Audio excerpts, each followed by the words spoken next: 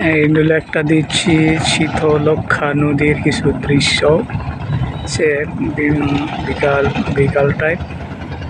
আমি আছি পলাশ থানার ভিতরে, নরসিংদী ডিস্ট্রিক্টে। আর ওই পার যে ইটখলাটা দেখা যায় সেইটা হলো ২৫০০ থানা। ২৫০০ থানা গ্রাম হলো, এটা কি গ্রাম আমি সঠিক জানি না। এই যে দেখেন লোকেরা এখানে পারাপারি হচ্ছে ট্রলার দিয়ে। আর ওইদের সামনে হলো RFL এর কোম্পানির, এটা হলো সিমেন্টের ফ্যাক্টরি তৈরি। আর সামনে দেখা যাচ্ছে যে RFL এর প্রাণ RFL যৌথ প্রজেক্ট। এইটা হইল,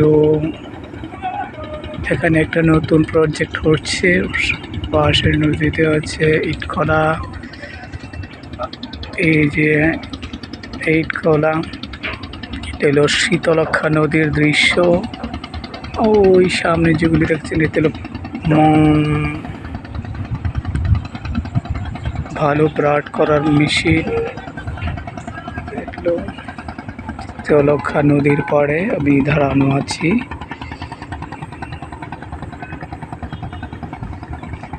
কার কার এরকম দৃশ্য দেখতে ভালো লাগে?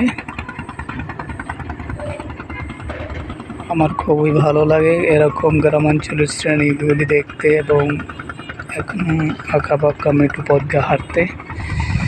এবং গ্রামের অঞ্চলের সবসময় আমার প্রাকৃতিক সৌন্দর্য লাগে দেখতে, তাই এর জন্য সবসময় আমি প্রাকৃতিক ভিডিও দেওয়ার চেষ্টা করি, ভালো ভালো কিছু দেখানোর জন্য।